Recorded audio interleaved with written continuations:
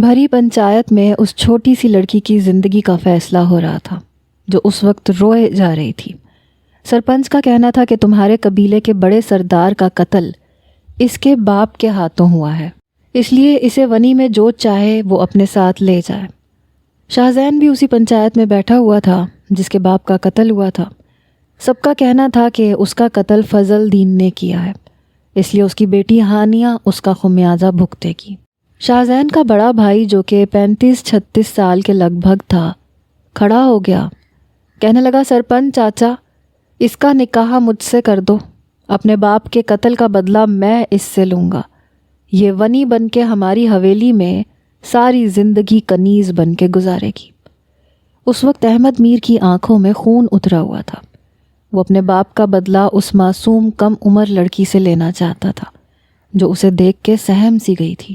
اس سے پہلے کہ سرپنچ احمد میر کے حق میں فیصلہ دیتا، شاہ زین کھڑا ہو گیا، کہنے لگا میں کروں گا اس سے نکاح۔ یہ سن کر احمد میر نے اپنے چھوٹے بھائی شاہ زین کو غصے سے دیکھا، کہنے لگا تم کیوں کرو گے؟ وہ کہنے لگا اسے ونی بنا کر ہی لے کے جانا ہے اور باپ کا بدلہ ہی لینا ہے، تو بدلہ لینے کے لیے نکاح آپ کریں یا میں، ایک ہی بات ہے، آپ میرا نکاح کر دیں۔ سرپنچ نے کہا کہ ٹھیک ہے، بات تو ایک ہی ہے، ہم شاہ زین کا نکاح ہانیہ سے کر دیتے ہیں۔ ہانیہ کی ماں سسکیوں سے روتے ہوئے ہاتھ جوڑ کے کہہ رہی تھیں کہ فضل دین جا چکا ہے، پتہ نہیں کہاں گیا ہے، خدا کے لیے میری معصوم سی بیٹی کے ساتھ اتنا بڑا ظلم نہ کرو، اسے ونی بنا کے مت لے کے جاؤ۔ لیکن سرپنچ کے فیصلے کے بعد قلم ٹوٹ چکا تھا، اور قلم ٹوٹ جانے کا مطلب کہ اب آندھی آئے یا طوفان سرپنچ کا فیصلہ نہیں بدل سکتا۔ یہ اس گاؤں کی روایت تھی جو برسوں سے چلی آ رہی تھی کہ خون کے بدلے یا تو خون سے ہاتھ رنگے جائیں گے یا پھر بیٹی کو ونی کے طور پر مقتول کے گھر کنیز بن کے زندگی گزارنی پڑے گی، چاہے قتل اس کے باپ پہ ثابت ہو یا نہ ہو۔ اگر بھری پنچایت میں شک فضل دین پہ جا چکا تھا تو اسی کو قاتل مان لیا گیا تھا۔ کل کو اگر وہ قاتل نہ بھی ثابت ہوتا تب بھی پنچایت کے فیصلے سے اختلاف کرنے کا حق کسی کو نہیں تھا۔ پنچایت کا قلم ٹوٹنے کا مطلب تھا کہ بس دنیا ادھر سے ادھر ہو جائے، فیصلے سے اختلاف نہیں ہو سکتا۔ وہیں مولانا صاحب سے نکاح کے لیے کہا گیا۔ معصوم سی ہانیہ نے سسکیوں میں ایجاب و قبول کیا اور سرپنچ نے اپنے کندھے پہ پہنی شال ہانیہ کے سر پہ دی اور اپنے ہاتھوں اس کا نکاح کروا کر شاہ زین کے حوالے کر دیا۔ اس لڑکی کی نازک سی کلائی شاہ زین چاہ کر بھی بے دردی سے پکڑ ہی نہیں سکتا تھا۔ ماضی کی تلخ یادیں اور کچھ دھندلے ہوئے منظر اس کی آنکھوں کے سامنے سے گزرے تھے۔ دل ایک دم سے دھڑکا تھا۔ آج بھی وہ چیخیں اسے سکون نہیں لینے دیتی تھیں، اس کا چین سکھ چھین چکی تھی۔ بہرحال اس نے ہانیہ کی کلائی پکڑی اور اسے اپنے ساتھ گاڑی تک لے آیا۔ احمد میر بہت غصے میں تھا۔ گاڑی ڈرائیور نے کی اور اگلی نشست پہ احمد میر بیٹھا تھا۔ پچھلی نشست پہ ہانیہ سسکیوں سے رو رہی تھی۔ گاڑی میں بیٹھتے ہی شاہ زین نے اس کی کلائی چھوڑ دی۔ احمد میر کہنے لگا شاہ زین، یاد رکھنا کہ یہ لڑکی بدلے کے طور پہ لائی جا رہی ہے اور اس کے ساتھ ویسا ہی سلوک کیا جائے گا۔ اگر تم نے ذرا بھی اختلاف کیا تو یاد رکھنا تمہارے ساتھ بھی کوئی رعایت نہیں بخشی جائے گی۔ اس کے باپ نے ہمارے باپ کو قتل کیا ہے۔ شاہ زین نے کوئی جواب نہیں دیا، جانتا تھا کہ خاندانی اصولوں کے سامنے سر نہیں اٹھا سکتا۔ اس لڑکی کے ساتھ جو مرضی سلوک کیا جائے وہ بولنے کا حق نہیں رکھتا۔ کون کہتا ہے کہ مرد مجبور نہیں ہوتا؟ کون کہتا ہے کہ مرد کے پاس سارے اختیار ہوتے ہیں؟ ان کی خاندانی روایتوں میں مرد بھی اتنے ہی پابند ہیں جتنا کہ عورتیں۔ بہرحال جیسے ہی وہ حویلی آیا تو نور بانو سامنے ہی کھڑی تھیں، بڑی تیکھی نظروں سے شاہ زین کو دیکھ رہی تھیں۔ شاہ زین نے نظر چرا لی۔ سرخ کڑھائی والی چادر میں نور بانو کا دودھیا اور گلابی رنگ، غصے سے تمتماتا چہرہ شاہ زین کو نظریں جھکانے پہ مجبور کر گیا تھا۔ وہ سیدھی اس کے پاس آئی، اس کا گریبان پکڑ لیا، کہنے لگی یہ کیا کیا ہے آپ نے شاہ زین؟ اس لڑکی سے آپ نے نکاح کیوں کیا؟ احمد میر نے کہا نور بانو گریبان چھوڑو اس کا۔ اپنے جیٹ کی دھاڑ دار آواز پہ نور بانو نے شاہزین کا گریبان چھوڑا۔ کہنے لگی، احمد بھائی، شاہزین اس لڑکی سے دور رہے گا، یہ نکاح صرف کاغذ تک محدود رہے گا۔ میں اپنے شوہر کو یہ اجازت کبھی نہیں دوں گی کہ وہ میری حق تلفی کرے۔ نور بانو کا لہجہ بلند ہوا۔ وہ کوئی معمولی لڑکی نہیں تھی، وارث شاہ کی بیٹی تھی، ایک جانے مانے سیاسی جاگیردار کی بیٹی۔ اس نے جھکنا نہیں سیکھا تھا۔ شاہزین نے اس سے محبت کی تھی اور پھر شادی۔ شاہزین کو وہ کسی کے ساتھ ایک پل کے لیے برداشت نہیں کر سکتی تھی۔ جیسی اسے یہ خبر ملی کہ ونی کے طور پہ آنے والی لڑکی کا نکاح شاہزین سے ہوا ہے تو نور بانو کے تن بدن میں آگ سی لگ گئی۔ وہ تو شاہزین کے پاس سے کوئی لڑکی گزر بھی جاتی تھی تو اسے بھی نفرت سے دیکھتی تھی، اور یہ تو پھر نکاح تھا۔ شاہزین نے کوئی جواب نہیں دیا، سیدھا اندر چلا گیا۔ ہانیہ وہیں گاڑی کے ساتھ کھڑی ڈری سہمی یہ سوچ رہی تھی کہ اب وہ کیا کرے۔ اتنی سی عمر میں اسے بہت بڑی سزا مل گئی تھی۔ پتہ نہیں قصور اس کے باپ کا تھا یا نہیں، لیکن اسے بہت بڑی سزا مل چکی تھی۔ پتہ نہیں یہ زندگی کتنی لمبی تھی اور کب ختم ہونی تھی، لیکن وہ یہ جانتی تھی کہ اس کی ساری زندگی غلامی میں گزرے گی، حویلی والوں کے جوتے کھاتے، تھپڑ کھاتے۔ اس کا وجود، اس کی روح زخمی ہو جائے گی، لیکن کوئی اس پہ ترس نہیں کھائے گا، کوئی اسے پیار نہیں کرے گا، کوئی اسے عزت نہیں دے گا۔ گرم گرم کئی آنسو آنکھوں سے نکل کے رخسار پہ بہے۔ کوئی نہیں تھا وہاں جو اس معصوم لڑکی کے آنسوؤں کو صاف کرتا، اسے اپنائیت دکھاتا۔ بڑے غصے سے نور بانو اس کے پاس آئی، اس کی چٹیا پکڑ لی، کہنے لگی، کمینی، اگر تم مجھے شاہزین کے آگے پیچھے گھومتی ہوئی نظر آئیں تو یاد رکھنا تمہاری شکل بگاڑ کے رکھ دوں گی۔ یہ کہہ کے اس نے ہانیہ کو دور دھکیلا تھا۔ وہ بیچاری اپنا توازن برقرار نہ رکھ سکی اور زمین پہ گر گئی۔ پھر ملازمہ کو چلا کے پکارنے لگی۔ ملازمہ فوراً سے گھبرائی ہوئی سامنے آئی، کہنے لگی، اس لڑکی کو کوارٹر میں رکھو اور اس سے اپنے سسر کا انتقام میں لوں گی اپنے طریقے سے۔ ملازمہ روتی ہوئی ہانیہ کو کوارٹر میں لے گئی۔ سردیوں کا موسم تھا، جنوری کے شروع کے دن تھے، اور اس ٹھٹھراتی سردی میں چھوٹے سے کوارٹر میں اسے پرانی سی چارپائی پہ جا کے بٹھا دیا۔ وہ روئے جا رہی تھی۔ کمرے میں صرف ایک بلب تھا جو کہ اتنی بھی روشنی نہیں کرتا تھا کہ کمرے کے اندھیرے کو ٹھیک سے ختم کر سکے۔ مدھم سی روشنی تھی۔ وہ اس وقت خوف کے مارے اور سردی کے مارے کانپ رہی تھی۔ ہانیہ بے حد خوبصورت گڑیا جیسی لگتی تھی۔ کمر تک بال تھے، نازک وجود اور بادامی آنکھیں کسی کنچوں کی طرح چمکتی ہوئیں اور دراز پلکیں۔ اپنی ہم عمر لڑکیوں سے اس کا قد قدرے لمبا تھا، لیکن تھی بھولی بھالی معصوم سی۔ اس نے تو کبھی سوچا ہی نہیں تھا کہ گڈے گڈیوں سے کھیلنے والی ہانیہ کو کبھی حویلی میں ونی ہو کر بھی جانا پڑے گا۔ اس کی سوچ تو بس اتنی سی ہی تھی کہ صبح اٹھنا ہے، اسکول جانا ہے، اسکول سے آ کے سارا وقت اس نے اپنی ہم جولیوں کے ساتھ کنچے کھیلنے ہیں، باغ میں جھولے جھولنے ہیں، یا پھر اپنی گڑیا کی شادی کرنی ہے۔ ابھی کل ہی تو اس نے اپنی پھپھو سے اپنی گڑیا کا عروسی لہنگا سلوایا تھا۔ اس پہ گوٹا اس نے خود ٹانکا تھا، بڑا خوبصورت لہنگا تھا۔ جیسے اس کی پھپھو نے اس کی گڑیا کا لہنگا سی کر دیا، وہ بڑی خوش تھی۔ اپنی ساری سہیلیوں کو دکھا رہی تھی کہ یہ دیکھو، میری گڑیا اس میں دلہن بن کر بڑی پیاری لگے گی۔ اپنی اماں سے بھی کہہ رہی تھی، اماں کل گوشت والے چاول بنانا، میری ساری سہیلیاں آئیں گی، کل میری گڑیا کی بارات ہے۔ اس کی ماں نے اس کے سر پہ ہاتھ رکھ کے پیار کیا تھا، کہنے لگی میں بنا دوں گی۔ وہ کہنے لگی، اماں میٹھے چاول بھی بنا دینا، میٹھا بھی تو ہوتا ہے نا شادیوں میں۔ معصوم سی اس کی ہنسی تھی، چھوٹی چھوٹی خواہشیں تھیں۔ کیا پتہ تھا کہ اگلے دن کا سورج اس گڑیا کی جگہ اسے دلہن بنا دے گا، ایک انچاہی دلہن۔ اپنے گھر میں سب سے چھوٹی تھی، بڑی دونوں بہنوں کی شادی ہو گئی تھی، بھائی کوئی تھا ہی نہیں، اور وہ اپنی دونوں بڑی بہنوں سے کافی چھوٹی تھی، اس لیے لاڈلی بھی تھی۔ ماں سے زیادہ تو اس کے باپ نے اس کے لاڈ اٹھائے تھے۔ شاید اسی لیے اپنے باپ کی خاطر اس نے اپنی ساری عمر تیاگ دی تھی۔ کئی آنسو ہانیہ کی آنکھوں سے بہے تھے۔ اپنے ابا کی بھی فکر ستا رہی تھی، کیونکہ پنچایت نے کہا تھا کہ جہاں بھی فضل دین نظر آئے اسے وہیں پہ مار دیا جائے۔ پتہ نہیں اگر اس کا باپ ان حویلی والوں کی نظروں کے سامنے آ گیا تو وہ لوگ اسے چھوڑیں گے بھی یا نہیں۔ وہ دعائیں کر رہی تھی کہ کاش اس کا باپ کبھی حویلی والوں کو نظر نہ آئے، وہ زندہ رہے، اسے کچھ نہ ہو، کیونکہ جانتی تھی کہ اس کی زندگی تو برباد ہو چکی ہے، لیکن اس کے باپ کو کچھ نہ ہو۔ روتے روتے وہ چارپائی پہ ٹھنڈ سے کانپ رہی تھی۔ وہاں کوئی چادر اور کوئی لحاف، کوئی کمبل موجود نہیں تھا۔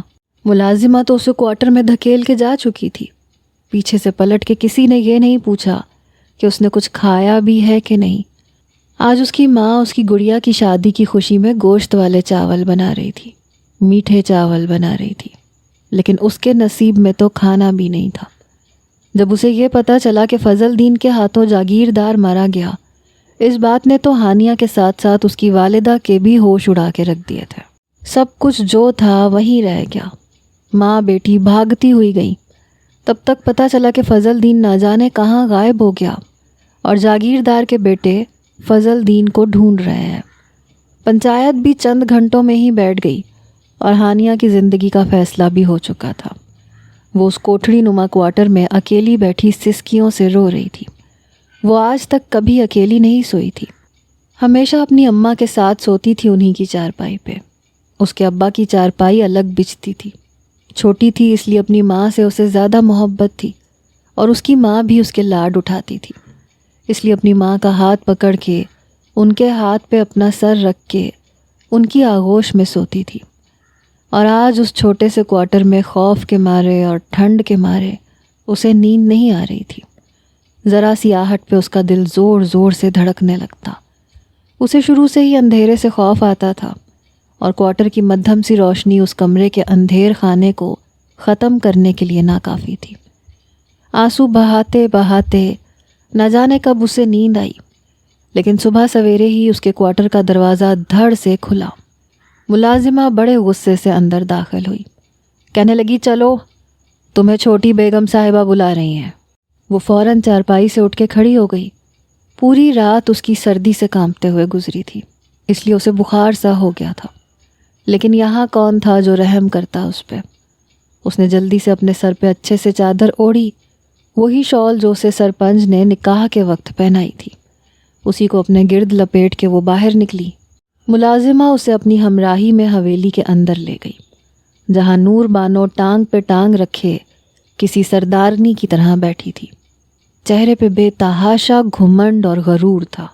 شاید پیسے کا نشہ تھا، کیونکہ احمد میر کی بیوی کے مقابلے میں نور بانو اچھا خاصا جہیز لے کے آئی تھی۔ جہیز میں جائیداد لے کے آئی تھی، ہزاروں ایکڑ زمینیں لے کے آئی تھی، اس لیے احمد میر کی بیوی کی حیثیت ثانوی تھی اور نور بانو کی حیثیت اس گھر کی مالکن جیسی تھی۔ ساس حیات نہیں تھیں، سسر بھی چلا گیا تھا۔ شاہزین مزاج کا دھیما تھا۔ نور بانو سے بھی اس نے کبھی بلند آواز اور سختی سے بات نہیں کی تھی۔ پڑھا لکھا تھا، تعلیم یافتہ تھا، اور نور بانو سے بھی اس کی پہلی ملاقات یونیورسٹی میں ہی ہوئی تھی۔ بس نور بانو کی نظر جب اس پہ اٹھی تو پہلی ہی نظر میں اسے شاہزین سے محبت ہو گئی۔ دولت مند تھی، جاگیردار کی بیٹی تھی، اس لیے جس چیز کو چاہا تھا ہمیشہ حاصل کر کے ہی دکھایا تھا، اور اب اس کی منظور نظر شاہزین تھا۔ اس نے خود ہی شاہزین سے اظہار محبت کیا تھا۔ شاہزین نے پہلے تو انکار کر دیا، لیکن اس کے اس انکار کو نور بانو نے اپنی انا کا مسئلہ بنا لیا۔ اپنے باپ سے ضد کر کے اس نے خود اپنا رشتہ شاہزین کی حویلی میں بھجوایا۔ اس کے باپ کا اثر و رسوخ بہت تھا، یہاں تک کہ سیاست میں بھی اثر و رسوخ تھا، اس لیے احمد میر نے شاہزین کو اس شادی کے لیے رضامند کر لیا۔ شاہزین کی زندگی میں پہلے بھی کوئی نہیں تھی، اس لیے بھائی کی بات کو اس نے ٹالا نہیں تھا۔ یہی سمجھا تھا کہ نور بانو اس سے محبت کرتی ہے، اس لیے اس کی قدر کرے گی، لیکن نور بانو کے لیے وہ شاید صرف ایک ضد تھا۔ وہ اپنی حکمرانی چاہتی تھی اور کر بھی رہی تھی۔ اپنے باپ کے اثر و رسوخ کی بدولت حویلی میں ہمیشہ اس کی عزت زیادہ کی جانے لگی، اور اب وہ معصوم ہانیہ کو اپنے غصے کا نشانہ بنانا چاہتی تھی۔ وہ چاہتی تھی کہ شاہزین اس کی طرف آنکھ اٹھا کے بھی نہ دیکھے، کیونکہ ہانیہ بے حد خوبصورت تھی، نور بانو سے کئی گنا زیادہ۔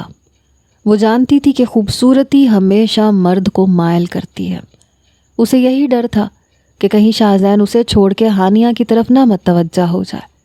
نور بانو ویسے بھی شاہزین سے عمر میں بڑی تھی، اسے بس خوبصورت اور پرکشش مرد اچھے لگتے تھے۔ شاہزین کو اس نے زبردستی حاصل کیا تھا کیونکہ جانتی تھی کہ احمد میر دولت کا پجاری ہے۔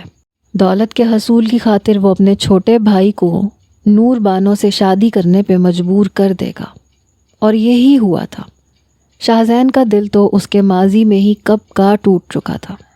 وہ کافی خاموش طبع انسان تھا، اسے کوئی فرق نہیں پڑتا تھا کہ اس کی زندگی میں کون سی لڑکی آتی ہے اور کون سی نہیں۔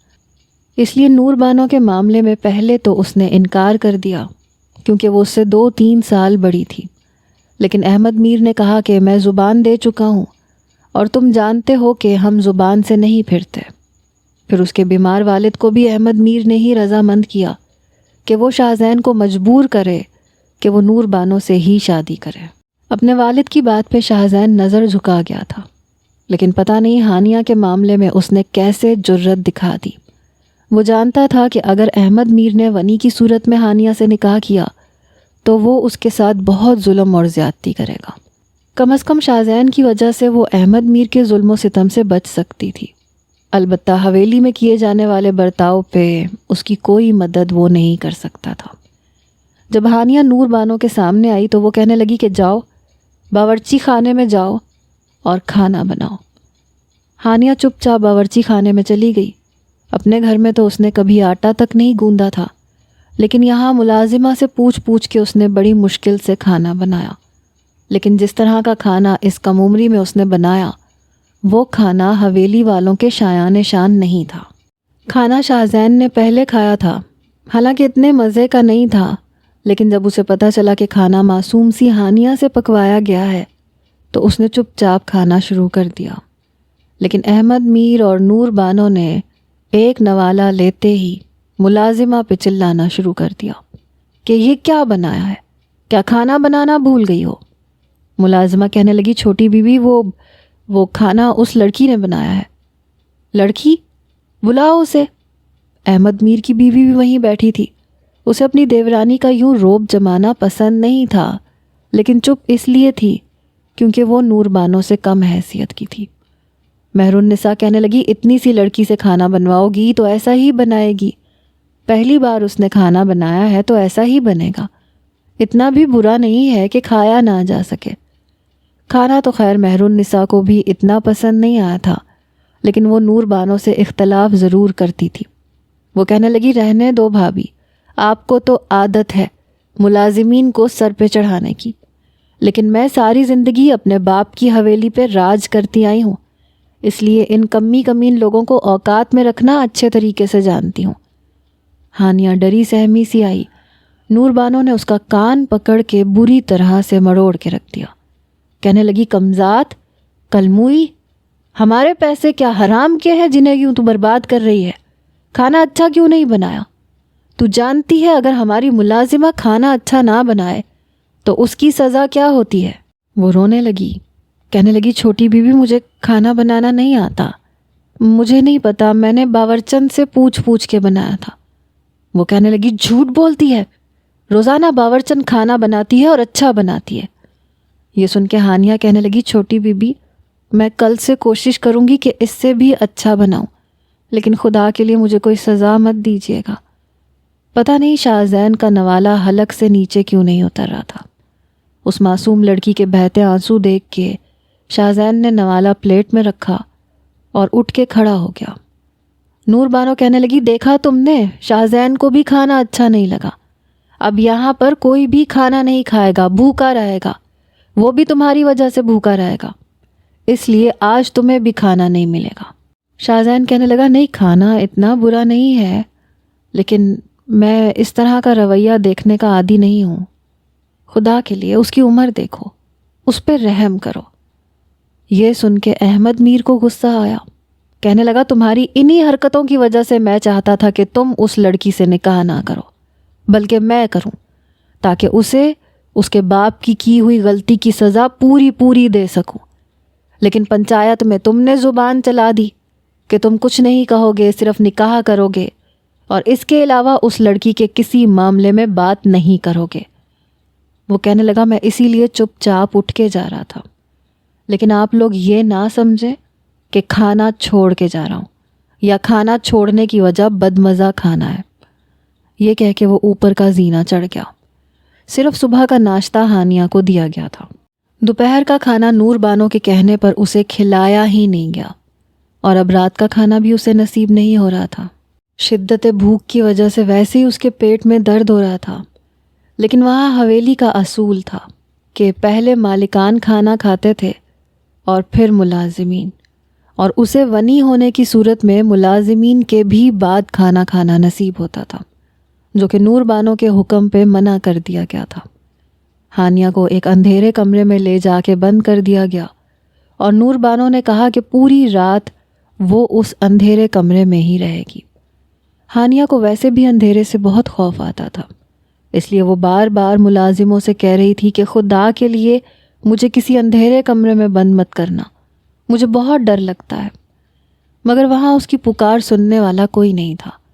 وہاں یا تو احمد میر کا حکم چلتا تھا یا پھر نور بانو کا۔ پوری حویلی میں ہانیہ کے چیخنے چلانے کی آوازیں گونج رہی تھیں، اس کی سسکیاں گونج رہی تھیں۔ آواز شاہزین کے کمرے تک جا رہی تھی۔ وہ اپنی مٹھیاں بھینچ کے پتہ نہیں کیسے ضبط سے گزر رہا تھا۔ شاہزین کو اس کی چیخیں سنائی دے رہی تھیں، دل خراش چیخیں جو اس کا سکھ چین چھین رہی تھیں۔ ماضی کے وہ تلخ لمحے جیسے اس کی آنکھوں کے سامنے پھر سے گزرنے لگے۔ یکبارگی سے اس کا دل دھڑکا، وہ فوراً سے کھڑا ہو گیا۔ اس سے پہلے کہ وہ کمرے سے باہر جاتا، نور بانو کمرے میں داخل ہو چکی تھی۔ شاہزین کو بے چین دیکھ کے نور بانو کو حیرت ہوئی تھی۔ کہنے لگی کیا ہوا تمہیں، اتنے پریشان کیوں ہو؟ وہ کہنے لگا پتہ نہیں، میرا دل تمہاری طرح پتھر کا کیوں نہیں ہے، مجھے کیوں تمہاری طرح ظلم و ستم کر کے مزہ نہیں آتا۔ مجھے نہ اپنے خاندان کے ایسے ریت رواج پسند ہیں اور نہ ہی کسی کے ساتھ زیادتی کرنا۔ وہ کہنے لگی مجھے سخت چڑ ہوتی ہے جب تم میرے علاوہ کسی اور لڑکی سے ہمدردی جتاتے ہو۔ تم جانتے ہو نا میں تم سے کتنی محبت کرتی ہوں۔ تمہاری خاطر میں نے اپنے باپ سے ضد کر کے تم سے شادی کی، حالانکہ میرے لیے اچھے سے اچھے نوجوانوں کے رشتے آتے تھے جو ہمارے ہم پلہ بھی تھے، لیکن پھر بھی میں نے تمہیں چنا اس لیے کہ تم مجھے اچھے لگتے تھے۔ شاہزین کہنے لگا میں نے تمہیں مجبور نہیں کیا تھا، نہ میں نے تم سے محبت کی تھی، نہ میں نے کبھی تم سے محبت کا کوئی دعویٰ کیا یا وعدہ کیا۔ محبت تم نے کی، نکاح کا پیغام تم نے پہنچایا، بلکہ میرے بڑے بھائی نے میرے انکار کو بھی اہمیت نہیں دی۔ میں نے صرف اپنے باپ کی رضامندی کے سامنے سر جھکا کے تم سے نکاح کیا، اور ابھی تک میں نے تم سے کوئی زیادتی یا تمہاری کوئی حق تلفی نہیں کی، لیکن اس کا مطلب یہ نہیں ہے کہ تم اپنی دولت کے گھمنڈ میں میرے سر پہ سوار ہو جاؤ۔ مت بھولو کہ تم میری بیوی ہو۔ شاہزین نے بڑے سخت لہجے سے نور بانو سے بات کی تھی۔ نور بانو تو جتنا بھی حیران ہوتی اتنا ہی کم تھا۔ کہنے لگی تم شاید بھول رہے ہو کہ 100 ایکڑ زمین دی ہے میرے باپ نے، اور میرے جہیز کو دیکھ کر آس پاس کے گاؤں تو گاؤں زمینداروں نے بھی اپنے دانتوں کے نیچے انگلیاں دبا لی تھیں، اور سب حیران تھے۔ تم لوگوں کو میری وجہ سے جتنی عزت اور شہرت ملی ہے شاید تم وہ بھول چکے ہو۔ آج تک تم نے مجھ سے اس لہجے میں بات نہیں کی، اور آج کی بھی تو اس 2 ٹکے کی کمین لڑکی کی وجہ سے۔ ارے وہ ہے ہی کیا، میرے پاؤں کی جوتی کے برابر بھی نہیں ہے۔ وہی گھمنڈ، وہی غرور جس سے شاہزین کو ہمیشہ سے چڑ تھی۔ بہرحال وہ دروازہ کھول کے کمرے سے باہر چلا گیا۔ نور بانو تو اسے دیکھتی رہ گئی۔ اندر ہی اندر اسے یہ خوف ہونے لگا کہ کہیں شاہزین ہانیہ سے ہمدردی نہ کر بیٹھے، اس لیے فوراً سے باہر لپکی، لیکن شاہزین کو باہر لاؤنج میں بیٹھا دیکھا تو مطمئن ہو گئی۔ پھر اس کے پاس جا کے بیٹھ گئی۔ کہنے لگی آئی ایم سوری، میں شاید غصے میں کچھ زیادہ ہی بول گئی تھی، مجھے غصہ اس لڑکی پہ تھا۔ وہ کہنے لگا تمہیں غصہ اگر اس لڑکی پہ بھی تھا تو ناجائز تھا، کیونکہ تم جانتی ہو کہ وہ لڑکی کم عمر ہے، اتنی جلدی اتنی بڑی بڑی ذمہ داریاں نہیں سنبھال سکتی۔ وہ کہنے لگی دیکھو پلیز شاہزین، وہ تمہارے باپ کے قاتل کی بیٹی ہے، تمہیں اسے سزا دینی چاہیے، اس کے ساتھ ہمدردی نہیں جتانی چاہیے۔ وہ کہنے لگا کہ ابھی تو یہ بھی ثابت نہیں ہوا کہ بابا کو فضل دین نے مارا ہے، اور نہ ہی کسی نے یہ سب اپنی آنکھوں سے دیکھا ہے، کوئی چشمدید گواہ موجود نہیں ہے۔ یہ سن کے نور بانو کہنے لگی تمہیں اپنی پنچایت کے فیصلے سے اختلاف ہے۔ وہ کہنے لگا میرا بس چلے تو میں یہ نظام ہی ختم کر دوں، جہاں لوگ بیٹھ کے کیسے اتنے بڑے فیصلے کرتے ہیں، یہ لوگ کیسے کسی پہ الزام لگا سکتے ہیں۔ نور بانو کہنے لگی تم شاید بھول رہے ہو کہ اگر اس کا والد بے قصور ہوتا تو یوں منہ چھپا کے بھاگ نہ جاتا۔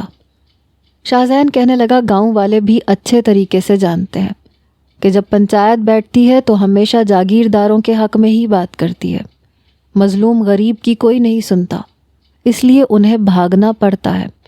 بھاگ جانے کا مطلب یہ نہیں ہے کہ وہ قصوروار ہوتا ہے۔ نور بانو نے بڑی حیرت سے شاہ زین کو دیکھا، کہنے لگی مجھے حیرت ہوتی ہے تم پہ، تم دنیا کے ریت روایات کے خلاف ہو۔ شاہ زین کہنے لگا اس لیے کیونکہ میں انسان ہوں۔ کہنے لگی اچھا، مزید بحث نہیں، چلو کمرے میں آؤ۔ نور بانو نے شاہ زین کا ہاتھ پکڑا، اسے کمرے میں لے آئی۔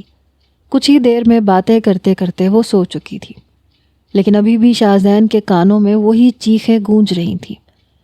بہرحال رات کے 2 بجے وہ اٹھ گیا، کمرے سے باہر آیا، آہستگی سے کمرے کا دروازہ بند کیا اور زینہ اتر کے اس کمرے کے قریب آ کے کھڑا ہو گیا جہاں سے کچھ دیر پہلے چیخوں کی واضح آواز آ رہی تھی۔ جس اندھیرے کمرے میں اس معصوم سی لڑکی کو بند کیا گیا تھا جس سے اس کا نکاح ہوا تھا۔ اس نے دھیرے سے دروازہ کھولا تو شاید وہ خوف کے مارے بے ہوش ہو کے فرش پہ گر پڑی تھی، لیکن بے ہوشی کی حالت میں بھی کانپ رہی تھی۔ شاہ زین کو ہانیہ کو دیکھ کے بہت ترس آ رہا تھا، لیکن وہ بھی بے بس تھا، اس کی کوئی بھی مدد نہیں کر سکتا تھا۔ جانتا تھا کہ اس کے ساتھ بولے جانے والے 2 ہمدردی بھرے جملے اسے بہت مہنگے پڑیں گے۔ اس کا سگا بھائی اس کے خلاف ہو جائے گا اور اس کے خلاف محاذ کھڑا کر دے گا۔ وہ پورے سسٹم سے لڑ نہیں سکتا تھا جو کئی سالوں سے چلا آ رہا تھا، نہ بدل سکتا تھا۔ یہ ایک حقیقی زندگی تھی، یہ کوئی ڈرامہ یا کہانی نہیں تھی جسے اپنے طور پہ اپنی مرضی سے بدلا جا سکتا۔ بہرحال اسے اس معصوم سی لڑکی پہ بڑا ترس آ رہا تھا جو بے قصور تھی۔ وہ نہ چاہتے ہوئے بھی ہانیہ کے قریب آ گیا، گھٹنوں کے بل بیٹھ گیا۔ وہ لڑکی بری طرح سے کانپ رہی تھی، شاید اسے سردی لگ رہی تھی۔ اس کے ہونٹ سردی کے مارے نیلے ہو رہے تھے، کپ کپا رہے تھے، آنکھوں کے کناروں میں ابھی بھی آنسو تھے۔ شاہ زین نے اپنی گرم شال اپنے کندھوں سے اتاری اور ہانیہ پہ ڈال دی۔ فٹافٹ سے اس نے وہ شال خود پہ لپیٹ لی۔ وہ اس کے نکاح میں تھی، وہ اس کا محافظ تھا، لیکن وہ اس کی حفاظت نہیں کر سکتا تھا کیونکہ اس کے ریت رواج اسے اس بات کی اجازت نہیں دیتے تھے کہ وہ ونی میں آئی ہوئی لڑکی پہ رحم کھاتا۔ بہرحال وہ اس کمرے سے باہر نکل آیا، اوپر کا زینہ چڑھ کے بڑی خاموشی سے اپنے کمرے میں جا کے سو گیا۔ صبح جب ہانیہ کی آنکھ کھلی تو خود پہ اس نے گرم شال دیکھی۔ حیران تھی کہ یہ احسان اس پہ کس نے کر دیا۔ بہرحال بھوک کے مارے اس کے پیٹ میں درد ہو رہا تھا۔ اس نے دروازہ کھولنا چاہا تو دروازہ لاک نہیں تھا۔ صبح صبح کا وقت تھا، دور دور فجر کی اذانیں ہو رہی تھیں، لیکن حویلی میں سناٹا چھایا ہوا تھا۔ وہ بڑی جلدی سے کمرے سے باہر آئی اور باورچی خانے میں چلی گئی۔ پہلے تو 2-3 گلاس پانی کے پیے، پھر جا کے کچھ حوصلہ ہوا۔ پانی پینے سے ہی تھوڑی سی توانائی اسے محسوس ہوئی۔ پھر اس نے فریج کھولا جہاں پہ کھانا بھی رکھا تھا اور دودھ بھی۔ بڑی خاموشی سے اس نے کھانا نکالا اور چپ چاپ کونے میں بیٹھ کے کھانا کھانے لگی۔ حویلی میں کوئی بھی نماز کا پابند نہیں تھا سوائے شاہ زین کے۔ وضو کر کے وہ زینہ نیچے اترا تاکہ قریبی مسجد میں جا کے نماز ادا کرے، لیکن عین اسی وقت اسے کچن میں برتن کھٹکنے کی آواز آئی۔ وہ دھیرے دھیرے چلتا ہوا کچن میں آ گیا۔ دیکھا تو ایک کونے میں ہانیہ بیٹھی کھانا کھا رہی تھی، لیکن جیسے ہی ہانیہ کی نظر شاہ زین پہ پڑی تو وہ گھبرا گئی، فوراً سے پلیٹ پیچھے کر دی اور کھڑی ہو گئی۔ شاہ زین چلتا ہوا جب اس کے پاس آیا تو کہنے لگی صاحب جی مجھے معاف کر دیں، مجھے بھوک لگ رہی تھی، خدا کے لیے مجھے ماریے گا مت، مجھے بہت درد ہوتا ہے۔ یہ سن کے شاہ زین اس کے پاس آیا۔ ہانیہ کو لگا کہ شاید شاہ زین بھی نور بانو کی طرح اسے مارے گا۔ کہنے لگا کہ کوئی تمہیں کچھ نہیں کہے گا، میں کسی کو کچھ نہیں بتاؤں گا، تم جلدی سے کھانا کھا کے اپنے کمرے میں چلی جانا اور سب پہ یہی ظاہر کرنا کہ تم نے کچھ نہیں کھایا۔ یہ سن کے ہانیہ حیران رہ گئی۔ کیا واقعی اس حویلی میں کوئی ایسا انسان بھی رہتا ہے؟ اسے تو لگ رہا تھا کہ سبھی بے رحم ہیں۔ شاہزین یہ کہہ کے جا چکا تھا اور ہانیہ اسے دیکھ کے حیران تھی۔ ہانیہ نے جلدی سے کھانا کھایا، برتن دھو کے رکھ دیے، واپس کمرے میں جا کے لیٹ گئی، اسی شال کو خود پہ اوڑھ لیا۔ وقت آگے بڑھنے لگا۔ شاہزین سب کی نظروں سے چھپ کر ہانیہ کو اچھے کپڑے لا کر دیتا، وہ چیزیں چھپکے سے اس کے کوارٹر میں رکھ دیتا اور ہانیہ کے پاس سے گزرتے ہوئے اس سے یہ بھی کہہ دیتا کہ تمہارے لیے کوارٹر میں کچھ رکھا ہے، دیکھ لینا۔ بنا کسی کے علم میں لائے شاہزین بڑی رازداری سے ہانیہ کی ضرورت کا سامان وہاں رکھ دیتا تھا، یہاں تک کہ اب اس کے کوارٹر میں نرم کمبل بھی موجود تھا اور اس کے عام پہننے والے کپڑے بھی۔ نور بانو نے ابھی تک ان چیزوں پہ غور نہیں کیا تھا، ورنہ وہ یہ سب برداشت نہیں کرتی۔ وقت یوں ہی گزرنے لگا۔ نور بانو اور شاہزین کی شادی کو 7 سال گزر گئے تھے۔ نور بانو کی گود ابھی تک سونی تھی، اب ہانیہ بھی بڑی ہو گئی تھی اور بے حد حسین لگنے لگی تھی۔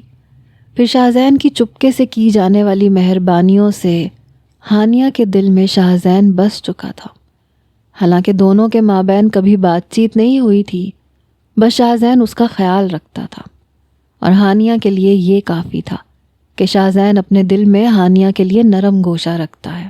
احمد میر کے بیٹے بھی 10-12 برس کے ہو چکے تھے اور شاہزین کی بھی خواہش تھی کہ اس کی بھی اولاد ہو، لیکن نور بانو کی طرف سے ڈاکٹرز شاہزین کو صاف جواب دے چکے تھے کہ وہ بانجھ ہے، کبھی بھی شاہزین کو اولاد کی نعمت سے نہیں نواز سکتی۔ نور بانو کو جب اس بات کا علم ہوا تو وہ بے حد گھبرا گئی، پریشان رہنے لگی۔ اس نے مہنگے سے مہنگا علاج بھی کروا کے دیکھ لیا۔ نور بانو سے یہ بات برداشت نہیں ہو رہی تھی کہ اس میں کیسے کوئی عیب یا نقص ہو سکتا ہے۔ وہ تو خود کو ابھی تک پرفیکٹ سمجھتی آ رہی تھی، اس نے آج تک جس چیز کی خواہش کی تھی اسے پا لیا تھا، لیکن اولاد کے معاملے میں وہ تہی دامن رہ گئی تھی اور یہ بات نور بانو کو اپنی شکست لگ رہی تھی۔ اب تو احمد میر بھی شاہزین سے کہنے لگا تھا کہ تم اولاد کے حصول کے لیے دوسری شادی کر لو، ہمارے ہاں وارث کو ضرور جنم دیا جاتا ہے اور اولاد کے حصول کے لیے دوسری شادی بھی کی جاتی ہے۔ احمد میر کی بات سن کے نور بانو کے تن بدن میں آگ سی لگ گئی تھی۔ اس نے ایک طوفان برپا کر دیا تھا، کہنے لگی اگر میں اپنی 1000 ایکڑ زمین آپ لوگوں سے واپس لے لوں تو آپ لوگ کنگال ہو جاؤ گے۔ خبردار جو کسی نے مجھ پہ سوتن لانے کا مشورہ دیا، میں اسے برباد کر کے رکھ دوں گی۔ شاہزین جانتا تھا کہ نور بانو کبھی بھی شاہزین کو کسی اور کے ساتھ نہیں بانٹ سکتی، لیکن یہ بھی سچ تھا کہ اب شاہزین کا دل ہانیہ کے لیے دھڑکنے لگا تھا، لیکن ابھی تک وہ اس بات سے گھبراتا تھا کہ کہیں نور بانو کو علم نہ ہو جائے۔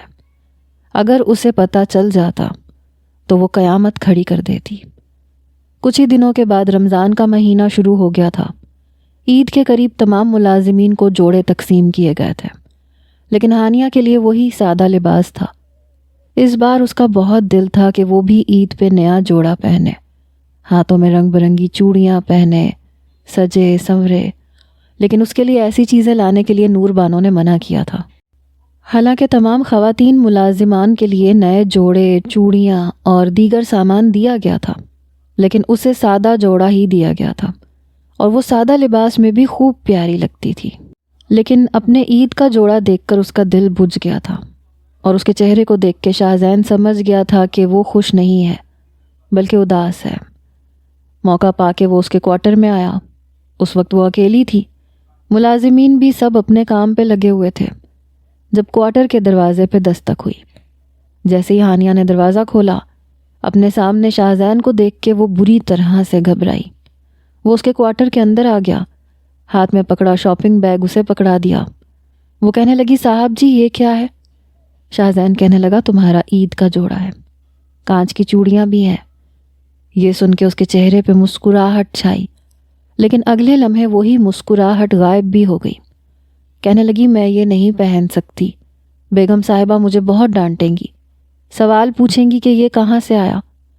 وہ کہنے لگا لیکن میں چاہتا ہوں کہ تم یہ پہنو، کیا میرے لیے اتنا بھی نہیں کر سکتی؟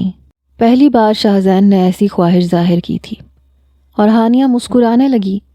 شاہزین فوراً کمرے سے باہر آ گیا اور حویلی کی طرف چلا گیا۔ جب ہانیہ نے وہ شاپنگ بیگ کھول کے دیکھا تو وہ بے حد خوبصورت جوڑا تھا۔ 7 کانچ کی چوڑیاں تھیں، یہاں تک کہ لپسٹک بھی تھی۔ عید والے دن اس نے وہی جوڑا پہنا تھا جو شاہزین نے اسے دیا تھا۔ تیار بھی بہت ہوئی تھی اور بے حد حسین لگ رہی تھی۔ لیکن جب عید لینے کے لیے نور بانو کے پاس آئی تو نور بانو نے سر سے پاؤں تک اسے دیکھا۔ اس کے حسن کو دیکھ کے گھبرا گئی۔ وہ اندر ہی اندر ڈرنے لگی کیونکہ اپنے عیب سے بخوبی واقف تھی۔ پھر کہنے لگی، یہ جوڑا تم نے کہاں سے لیا ہے؟ یہ سن کے ہانیہ گھبرائی۔ اسے لگا تھا کہ جیسے سالوں سال نور بانو کو پتہ ہی نہیں چل پایا کہ اس کی ضروریات کون پوری کرتا ہے، کون اسے جوڑے لا کے دیتا ہے، اس بار بھی پتہ نہیں چلے گا۔ لیکن نور بانو کی نظر سے کچھ بھی چھپ نہیں پایا۔ کہنے لگی، وہ آپ نے ہی تو دیا تھا۔ یہ سن کے نور بانو کا پارا ہائی ہوا۔ اس نے اس کا کان پکڑا اور بری طرح سے مروڑ دیا۔ کہنے لگی، کلموہی، جھوٹ بولتی ہے، میں نے تجھے کبھی بھی ایسا جوڑا پہننے کے لیے نہیں دیا۔ کیا سمجھتی ہے تو؟ رنگ برنگے جوڑے پہن کے تو میرے شوہر کے سامنے آئے گی، اس کا دل بہلائے گی، اسے اپنی طرف مائل کرنے کی کوشش کرے گی۔ تو کیا سمجھتی ہے اگر میں اولاد نہیں دے سکتی تو کیا وہ تجھے سر کا تاج بنا لے گا؟ دیکھ آج میں تیرا حشر کیا کرتی ہوں۔ یہ کہہ کے عید کے دن نور بانو نے حریم کو باہر باغیچے میں پھینکا اور سب ملازمین کے سامنے اس کے کپڑوں پہ آگ لگا دی۔ حویلی میں اس کے چیخنے چلانے کی آوازیں گونجنے لگی۔ اسی وقت شاہزین کی گاڑی حویلی میں داخل ہوئی۔ نور بانو ہانیہ کے کپڑوں پہ آگ لگا کر حویلی کے اندر جا چکی تھی، جبکہ وہ روئے جا رہی تھی۔ آگ تو اس کے کپڑوں سے بجھ گئی تھی لیکن ہانیہ کے بازو جل چکے تھے۔ کسی ملازم کی اتنی جرت نہ تھی کہ ہانیہ کو بچاتا۔ جیسے ہی شاہزین اندر داخل ہوا، ہانیہ کی چیخو پکار سن کے فوراً سے گاڑی سے نیچے اترا۔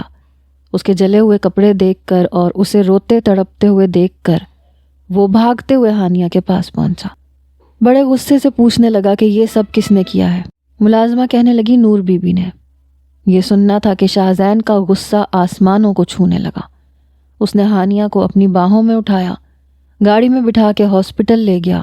نور بانو کو تکلیف اس بات کی تھی کہ ہانیہ اس کے مقابلے میں بے حد خوبصورت تھی، اور نور بانو کو یہ ڈر تھا کہ ہانیہ کی خوبصورتی شاہزین کو نور بانو سے دور نہ کر دے۔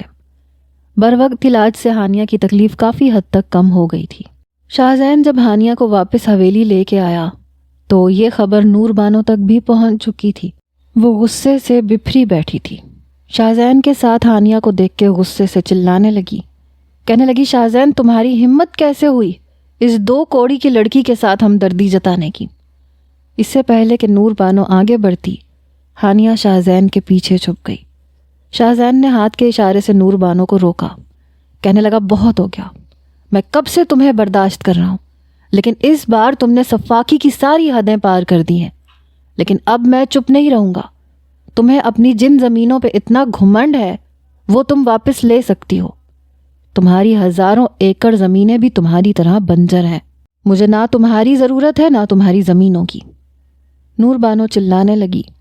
کہنے لگی، شاہزین تم اس معمولی سی لڑکی کو مجھ پہ فوقیت دے رہے ہو۔ مجھ پہ؟